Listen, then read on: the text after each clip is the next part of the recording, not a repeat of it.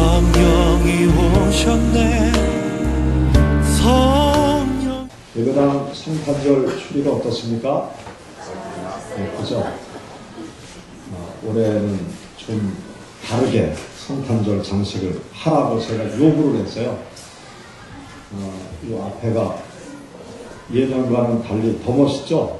네, 근데 아직 미완성 성탄 추리가 이제 내일이 되면 완성이 될 것 같아요. 다음 주부터는 여러분들이 좀 일찍 오셔서 저 뒤에 성탄절 추리가 있는데 거기에 포토존을 만들어서 가족 사진을 찍도록 그렇게 지금 구상을 하고 있습니다. 그래서 다음 주부터는 좀 일찍 오셔서 사진을 찍으셔가지고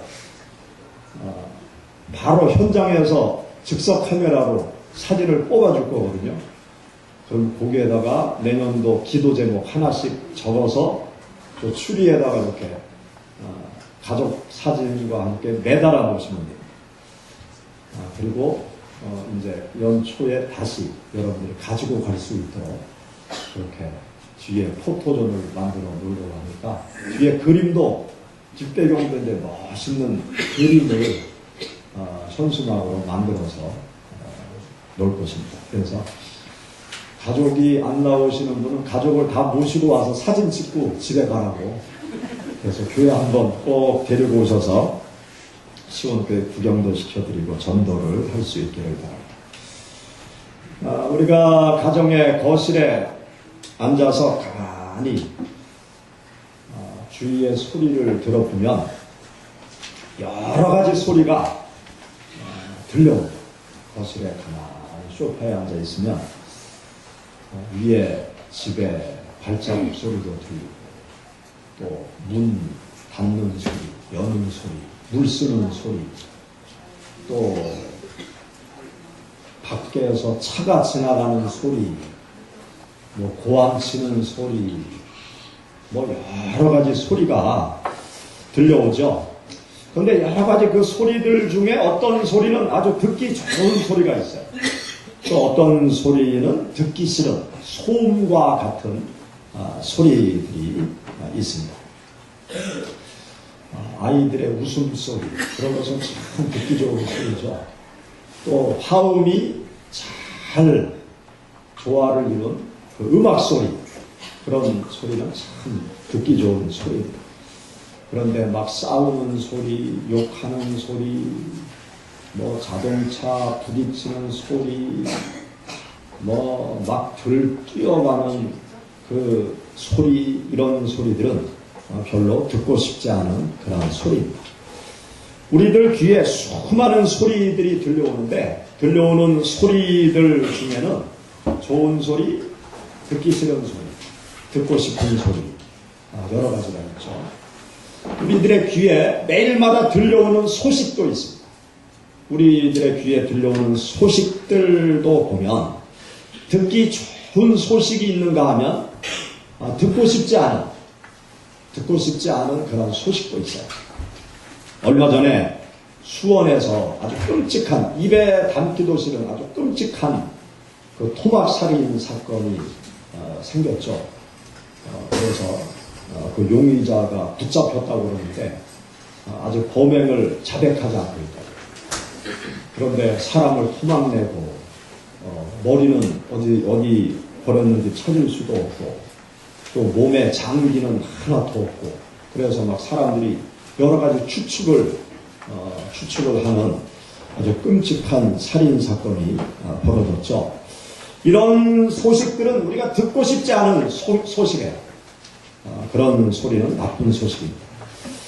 우리가 사는 세상에서 들려오는 소식들을 가만히 보면 나쁘고 우울하고 회의감을 느끼게 하는 소식들이 더 많은 거예요.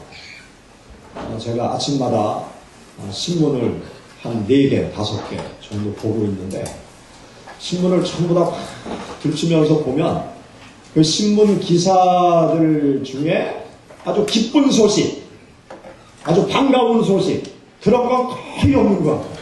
사건, 사고, 뭐 세계 경제가 뭐 추락하고 있다, 뭐 오일 쇼크가 오고 있다, 뭐 누가 누구를 죽였다, 뭐 사고 났다, 불났다, 뭐 떨어져 죽었다, 뭐 오만 가지 소식들을 보게 되는데 대부분 아주 기분 나쁘고 우울하고 회의감을 느끼게 하는 그러한 소식들로 신문이 아주 꽉 차 있는 것을 보게 되어집니다.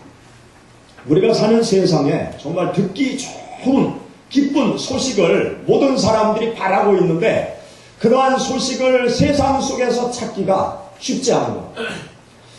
이 세상 모든 사람들에게 기쁨을 주는 소식, 그것을 어디에서 우리가 찾을 수 있을까요?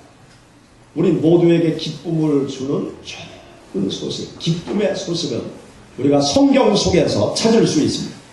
기쁜 소식의 주인공은 성경을 읽어보면 바로 예수 그리스도께서 모든 인생들에게 기쁨을 가져다 주는 기쁜 소식임을 우리들에게 가르쳐주고 있습니다. 우리가 함께 읽은 여기 본문 말씀을 쭉 읽어가다 보면 21절 말씀에 마태는 예수님에 대해서 이렇게 기록을 해놓고 있습니다. 아들을 낳으리니 이름을 예수라 하라. 이는 그가 자기 백성을 그들의 죄에서 구원할 자이심이라. 여기 보면 마태가 예수 그리스도를 소개할 때 어떻게 소개하고 있는가 하면 많은 백성들을 죄에서 구원할 자, 세상 모든 사람들을 죄악에서 구원할 자, 그분이 바로 예수 그리스도시다. 이 세상에 마리아의 몸을 빌려서 태어나신 하나님이신 예수 그리스도, 그분은 모든 사람들을 죄에서 구원할 분이시다. 그렇게 말씀하고 있습니다. 이 죄라는 것은 우리 인간을 불행하게 만들어요. 죄라는 것은 세상을 불행하게 만들어요. 죄라는 것은 항상 모든 사람들에게 불행을 가져다 주는 것이 죄라는 것입니다. 그런데 이 죄라는 것이 무엇입니까?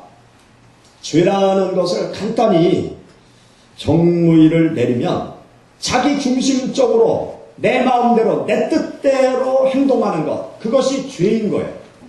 하나님 앞에서 나 중심으로 내 마음대로 내 뜻대로 행동을 하는 거예요. 우리 인생들이 하나님을 섬기면서 하나님의 뜻대로 살아가야 되는데 하나님을 마음속에서 밀쳐내고 다른 우상을 섬기면서 내 마음과 내 뜻대로, 내 욕망대로, 나 중심으로 세상을 살아가는 것, 그것이 죄입니다.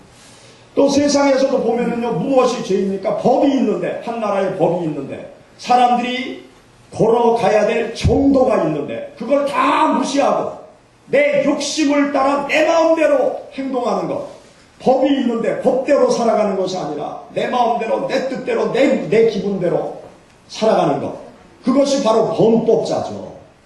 그것이 죄인 것이죠. 내 마음대로, 내 뜻대로 자기 중심적으로 행동을 하면 사람들이 어떻게 됩니까? 자기는 즐겁고 기쁠지 모르지만 주위에 있는 수많은 사람들에게 고통을 가져다 줍니다. 수많은 사람들에게 피해를 주게 되는 것이죠. 예수님께서 이 땅에 오신 이유를 여기 마태는 사람들을 죄에서 구원하기 위해서 이 땅에 오셨다, 그렇게 말씀하고 있어요. 예수님께서는 내 마음대로 사는 인생들을 그 죄악에서 구원하기 위해서 예수님께서 이 땅에 오신 것입니다. 예수님은 내 뜻대로 사는 인생들을 그 죄악의 자리에서 구원하기 위해서 예수님은 이 땅에 오셨어요. 예수님은 자기 중심적으로 사는 인생들을 그 죄악에서 구원하기 위하여 예수님께서 이 세상 가운데 오셨습니다. 예수님은 이기적으로 사는 인생들을 그 죄악에서 구원하기 위해서 예수님은 이 세상에 오신 것입니다. 예수 그리스도께서는 죄인들의 죄를 용서해 주실 뿐만이 아니라 예수님께서는 죄악된 생각, 죄악된 행동으로부터도 우리 인생들을 벗어나게 해 주시는 분, 그분이 바로 예수 그리스도세요. 예수 그리스도를 믿게 되면 죄악을 다 용서받을 뿐만이 아니라 이기적인 생각을 가지고 자기 중심적으로 내 마음대로 내 뜻대로 살아가는 그 사람들의 생각을 바꾸어 주시고 그러한 행동으로부터 벗어나게 해 주시는 분, 그래서 영적인 구원을 얻을 뿐만이 아니라 삶의 구원도 이루게 하시는 분, 그분이 바로 우리가 믿는 예수 그리스도신 것입니다. 인생들의 죄를 용서하시고 형벌의 자리에서 벗어나게 해주기 위해서 예수님께서는 이 세상 가운데 오신 거예요. 이기적인 인생들을 이타적인 삶의 길로 인도하시기 위해서 이 세상 가운데 찾아오신 분, 그분이 바로 예수 그리스도신 것입니다. 이보다 더 놀라운 소식이 세상에 어디 있겠습니까? 예수 그리스도를 만나면 이기적인 인생이 이타적인 삶으로 바뀌고 내 마음대로 살던 사람이 하나님의 법대로 세상의 법을 쫓아 살아가는 사람으로 변화되어지는 이 놀라운 능력을 가지신 예수 그리스도, 그분보다 더 기쁘고 즐겁고 우리 인생들에게 소망을 주는 소식이 이 세상 가운데 어디 있겠습니까? 우리가 사는 세상을 보면 죄악으로 아주 시끄러운 세상이에요. 죄악으로 아주 복잡한 세상이에요. 죄악으로 사건 사고가 끊이지 않는 그러한 세상이 우리가 사는 세상입니다. 이러한 세상 속에 살아가는 우리 인생들을 구원할 사람이 어디 있겠습니까? 이러한 시끄러운 세상에서 우리 인생들을 구원할 길은 훌륭한 사람도 아니에요. 또 어떤 훌륭한 사상들도 아닌 것입니다. 그리고 훌륭한 국가의 정책도 아니에요. 훌륭한 복지도 아닌 것입니다. 우리 인생들을 죄악에서 벗어나게 하시는 분, 이 죄악으로 말미암아 세상을 복잡하게 만드는 이 모든 것으로부터 벗어나게 하실 분은 오직 예수 그리스도밖에 없다는 사실을 여러분은 믿음으로 바라보시기 바랍니다. 그 확신을 가지실 수 있기를 바랍니다.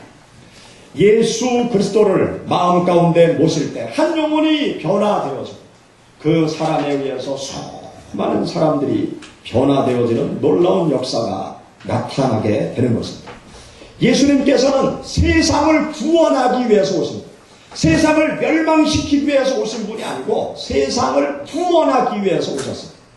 요한복음 3장 17절 말씀 가운데 보면 예수님께서 이 땅에 오신 목적이 세상을 심판하려 함이 아니고 세상을 구원하기 위해서 오셨다고 했습니다. 세상 모든 영혼들이 예수 그리스도를 믿고 생각이 바뀌어지고 삶이 바뀌어지고 그의 영혼까지 변화되어지는 놀라운 구원의 역사를 이루기 위해서 예수님께서 이 땅에 오신 것입니다. 이러한 예수 그리스도께서 우리가 함께 읽은 여기 마태복음 1장 말씀을 읽어보면 마리아의 몸을 빌려서 하나님이신 예수님께서 세상에 탄생하셨다고 말씀하고 있어요. 여기 본문 말씀에 보면 마리아의 남편 요셉이었는데 그 요셉은 어떤 조상을 두고 있었는가 하면 아브라함이 요셉의 조상이다. 또 다윗이 요셉의 조상이다. 그러면서 예수 그리스도에 대해서 소개하기를 아브라함과 다윗의 자손 예수 그리스도의 계보라. 여기 1절 말씀 가운데 예수 그리스도의 계보, 족보를 소개함에 있어서 아브라함의 후손으로 예수님께서 오셨고 또 다윗의 후손으로 예수님께서 오셨다. 그렇게 말씀하고 있습니다. 이 예수 그리스도의 족보의 말씀을 읽어보면 세상을 구원하러 오신 예수 그리스도의 계보, 이 계보를 살펴보면 아주 놀라움을 금할 수 없어요. 왜냐하면 예수님께서 아브라함의 후손이기 때문에 놀라운 것은 아니에요. 예수님께서 이스라엘 역대 왕들 중에 전무후무한 위대한 왕, 다윗의 왕의 후손이기 때문에 놀라운 것이 아니에요. 예수 그리스도의 계보를 살펴보면 놀라운 사실이 무엇인가 하면요. 예수님은 죄인들의 혈통을 통해서 태어나셨다는 사실이 놀라움을 금할 수 없는 사실입니다. 예수님, 그러면 우리는 아주 의롭고 거룩하고 훌륭한 그런 조상들 가운데 예수님께서 태어나셔야 되지 않나 그런 생각을 하는데요. 여기 예수 그리스도의 계보를 살펴보면 입에 담을 수조차 없는 그러한 죄인들의 후손으로 예수님께서 태어나셨다는 것을 우리들에게 보여주고 있어요. 예수님의 족보를 살펴보면 기생도 있고요, 스캔들의 여인도 있고요, 이방 여인들도 있고요, 거론하고 싶지 않은 이상한 관계의 족보도 예수님의 족보 속에 담겨져 있어요. 여러분 1장 3절 말씀 우리 한번 읽어보시죠. 유다는 다말에게서 베레스와 세라를 낳고, 베레스는 헤스로를 낳고, 헤스로는 람을 낳고, 여기 보면 유다라는 사람이 다말을 통해서 누구를 낳았다고 그랬습니까? 베레스를 낳았다고 그랬는데, 여기 다말이라는 사람이 여인이에요. 근데 다말과 유다와는 어떤 관계인가 하면 시아버지와 며느리의 관계. 시아버지와 며느리 사이에서 베레스가 나왔다. 여러분 참 이상하지 않습니까? 예수 그리스도의 조상, 그러니까 예수 그리스도의 피 속에는 이해할 수 없는, 아주 도덕적으로 설명할 수 없는 이상한 그 관계의 족보가 예수 그리스도의 그 족보 속에 들어가 있는 것이죠. 또 1장 5절 말씀 같이 읽어보시죠. 살몬은 라합에게서 보아스를 낳았고, 보아스는 룻에게서 오벳을 낳고, 오벳은 이세를 낳고. 아멘. 여기 보면 살몬이라는 사람은 라합에게서 누구를 낳았다? 보아스를 낳았다. 보아스를 낳았다. 그렇게 기록해 놓고 있어요. 라합은 어떤 사람입니까? 이스라엘 백성들이 가나안 정복을 할 때 여리고성을 점령했는데, 여리고성을 점령하기 전에 정탐꾼을 보냈죠. 정탐꾼을 보낼 때 그 정탐꾼들이 여리고 군사들에게 붙잡히지 않도록 도피시켜준 사람이 기생 라합이라는 사람이었어요. 이 기생 라합이라는 사람이 아마 12 정탐꾼 중에 한 사람과 결혼을 한 것 같아요. 그 사람이 살몬이라는 사람인데, 이 살몬이 기생 라합과 결혼을 했다는 거예요. 그런데 이 살몬은 아브라함의 혈통, 다윗의 혈통 속에 들어가 있는 예수 그리스도의 조상인 것이죠. 그런데 이 살몬이라는 사람은 기생 라합과 결혼해서 보아스를 낳았다는 것입니다. 예수 그리스도의 혈통 속에 기생이 들어가 있는 것을 여기 기록해 놓고 있어요. 또 여기 보면 룻에게서 오벳을 낳았다 그랬는데, 이 룻은 어떤 사람입니까? 이스라엘 사람이 아니에요. 이스라엘 여인이 아니에요. 이방 여인. 이방 여인이 예수 그리스도의 족보 속으로 들어와 있는 거예요. 이스라엘 사람들은 이방 사람들을 사람 취급도 하지 않았어요. 그럼에도 불구하고 이방 여인이 예수 그리스도의 족보 속에 들어오게 된 것입니다.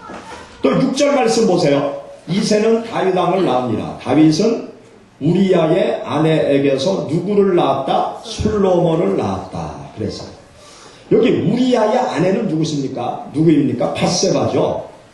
그런데 성경이 참 아주 솔직하고 적나라하게 가감없이 기록해 놓고 있는 것이 뭔가 하면, 다윗은 밧세바에게서 솔로몬을 낳았다.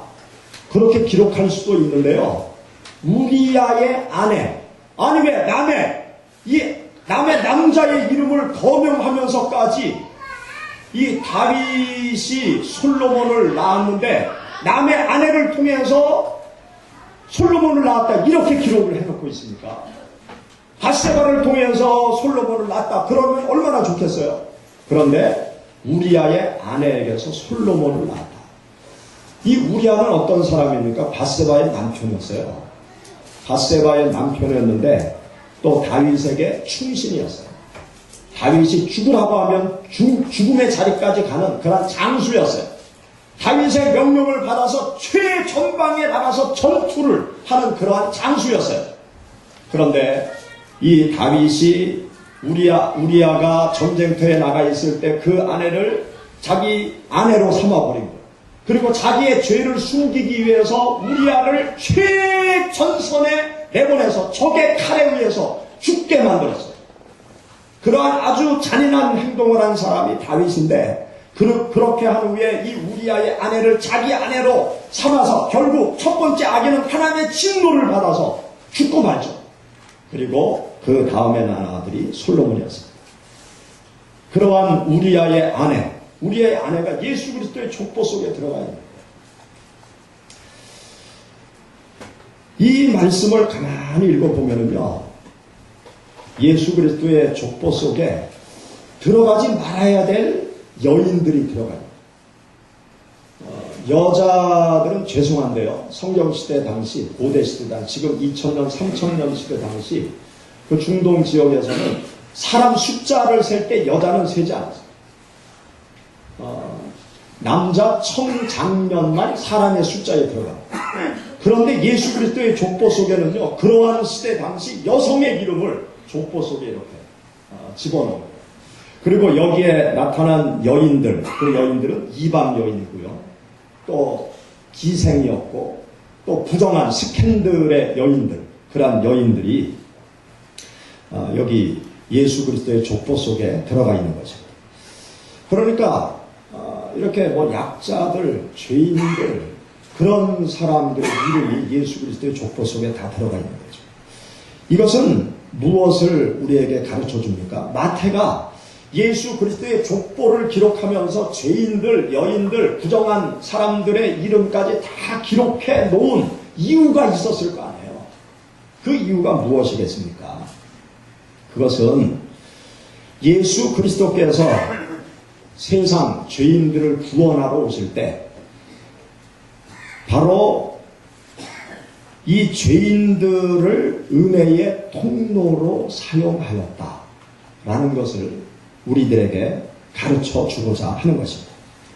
인생들에게 베풀어 주시는 구원자 예수 그리스도, 구원자 예수 그리스도를 세상으로 보내시는데, 하나님께서 구원자 예수 그리스도를 세상으로 보내시는데 도덕적으로 의로운 사람들만을 통해서, 또 세상에서 아주 훌륭한 사람들을 통해서 예수 그리스도께서 이 세상에 오신 것이 아니고, 도덕적으로 결함이 많고 또 윤리적으로도 여러 가지 결함이 많고 또 사회적으로도 사람 취급을 받지 못하는 그러한 사람들을 통해서, 그러한 족보 속에서 예수 그리스도께서 세상에 오셨다라는 것을 마태는 지금 말하고 있는 거예요. 그러면서 우리들에게 무엇을 교훈하고 있는가 하면, 예수 그리스도께서 이 세상에 오실 때 이러한 죄인들을 통해서 세상에 온 것처럼 지금도 예수 그리스도께서는 연약하고 부족하고 죄 많은 우리들을 통해서 세상 모든 사람들에게 예수 그리스도께서 다가가기를 원하신다. 그것을 우리들에게 말씀하고자 하는 것입니다. 마태복음 마지막 결론을 보면은요, 마태복음 28장 19절 20절 말씀에 보면, 너희는 가서 모든 족속으로 제자를 삼아 아버지와 아들과 성령의 이름으로 침례를 주고 내가 너에게 분부한 모든 것을 가르쳐 지키게 하라. 볼지어다 내가 세상 끝날까지 너희와 항상 함께 있으리라. 그렇게 마태는 결론을 맺고 있어요. 마태복음 1장에서 예수 그리스도의 족보를 쭉 설명할 때 죄인들을 통해서 이 땅에 오신 예수 그리스도, 그 예수 그리스도를 마음 가운데 받아들인 우리 모든 인생들, 너희는 부족하고 연약하고 온전하지 못하고 죄악 가운데 있지만 바로 연약한 우리들을 통해서 세상 모든 영혼을 주님께서 구원하기를 원하시니 너희는 가라. 세상으로 가서 예수 그리스도의 복음의 말씀을 세상 모든 사람들에게 증거해라. 그것을 우리들에게 말씀하고자 하는 것입니다. 우리는 이 세상을 살아가면서요, 은혜의 통로가 되어져요. 내가 좀 부족하지만 은혜의 통로가 되어져요. 내가 도덕적으로 완전하지는 못하지만 은혜의 통로가 되어져요. 내가 때로는 죄를 짓지만 내가 세상 속에서 은혜의 통로가 되어져야 한다는 사실이에요. 내가 완전해야 예수 그리스도를 증거하는 은혜의 통로가 될 수 있느냐? 그것이 아니라는 거예요. 내가 100% 성령 충만해야 예수 그리스도의 복음의 말씀을 증거하는 사람이 될 수 있느냐? 그게 아니라는 거예요. 마태라는 사람은 어떤 사람입니까?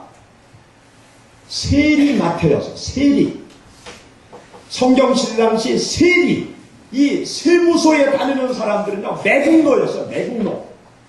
이스라엘 백성들이 로마의 압제 속에 있을 때 이스라엘 백성들에게 세금을 거두어서 로마에 상납하는 그 일에 앞장섰던 사람들이 세리들이었단 말이죠. 그 세리 마태를 예수님께서 당신의 제자로 부르셨어요. 그리고 주님의 은혜를 이 세리 마태가 체험하게 되었어요. 나같이 매국노 같은 나를 예수님께서 구원해 주셨구나. 나 같은 매국노도 예수 그리스도의 복음의 통로가 되어질 수 있구나. 예수 그리스도의 조상들을 살펴보니까 이러이러한 죄인들도 있구나. 아, 나도 매국노같이 여김을 받는 사람이지만 내 자리, 내 삶의 자리에서 나도 예수 그리스도의 복음의 말씀을 증거할 자격이 나한테 있구나. 그러면서 마태는 너희는 가서 모든 족속으로 제자를 삼으라고 우리 모두에게 명령하고 있는 것입니다. 여러분들이 주님을 믿는 신앙의 길을 걸어갈 때 예수님을 세상 사람들에게 전달하는 은혜의 통로자의 역할을 감당할 수 있기를 주의 이름으로 부탁합니다. 주님의 은혜의 통로가 되어주시기를. 나는 부족하지만 나를 통해서 전달되어지는 예수 그리스도는요, 위대하신 분이세요. 세상 모든 사람들을 살리실 수 있는 분이세요. 세상 모든 영혼들을 구원하실 수 있는 분이세요. 여러분들 주위에 어렵고 힘들고 방황하고 고민하며 좌절과 낭망 속에 또 육신이 질병 가운데 있는, 그래서 고통 중에 있는 사람들이 있습니까? 그런 사람들을 우리가 어떻게 다 도와줄 수 없어요. 한계가 있어요. 그러나 예수 그리스도를 여러분들이 증거해 주게 되면 예수님께서 그 영혼들을 살리실 거예요. 그 영혼들을 소망 가운데, 소망의 항구로 인도하실 것입니다. 18세기 중엽에 영국의 한 노예 상인이 있었어요. 그는 서부 아프리카를 오가면서 노예 무역을 하는 사람이었어요. 당시 유럽 사람들이 성경을 왜곡하고 자기들의 생활, 노예, 흑인들을 노예로 삼는 것을 합리화시켜 나가는 그러한 상황 속에서 이 사람이 서부 아프리카에 가서 흑인들을 노예로 잡아다가 갖다 팔고 그 돈으로 부귀영화를 누리곤 했습니다. 그런데 어느 날 그 서부 아프리카로 배를 타고 가다가 큰 풍랑을 만나서 그만 배가 파손하고 말았어요. 배가 파손하고 죽음의 위협에 빠지게 될 때 이 사람이 하나님을 향해서 기도했어요. 하나님, 나를 살려줘. 나를 살려주시면 내가 하나님의 뜻대로 살겠습니다. 그런데 하나님께서 구사일생으로 이 사람이 죽지 않고 살도록 구조되게 하셨습니다. 그 후에 그는 성경을 읽기 시작했어요. 성경을 읽으면서 놀라운 것을 깨닫게 됩니다. 내가 죄악의 노예로 살고 있구나. 내가 말할 수 없는 죄인이구나. 내가 아주 악한 일을 하고 있구나. 그것을 깨닫게 되었어요. 그러면서 그는 하나님 앞에 기도하고 말씀을 읽으면서 그 노예 상인의 역할을 다 버리고 복음 전도자의 삶의 길로 발걸음을 옮겼어요. 수많은 사람들을 내가 잡아다가 노예로 팔던 그 모든 것을 다 회개하면서 많은 사람들에게 예수 그리스도의 복음의 말씀을 증거하면서 한평생 살다가 세상을 떠났습니다. 그 사람의 묘비에는 이런 고백이 새겨져 있다고 해요. 한때 이교도였으며 탕자요 아프리카 노예 상인이었던 존 뉴턴은 예수 그리스도의 풍성하신 은혜로 되살아났고 용서받아 새 삶을 살게 되었으며 그가 오랫동안 없애려고 했던 믿음을 전파하는 자가 되었다. 그가 복음전도 사역을 하면서 남긴 찬양의 시가 있어요. 그것이 우리가 즐겨 부르는 찬송가 305장. 나 같은 죄인 살리신 주의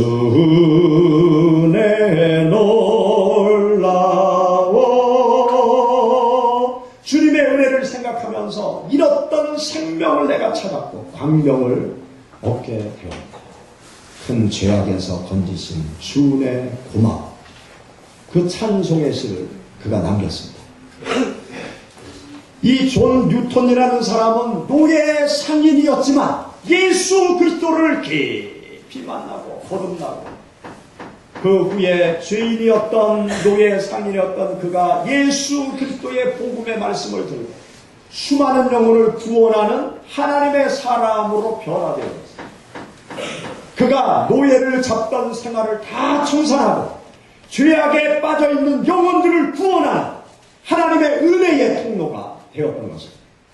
사랑하는 여러분, 하나님께서 우리에게 원하시는 것이 있습니다.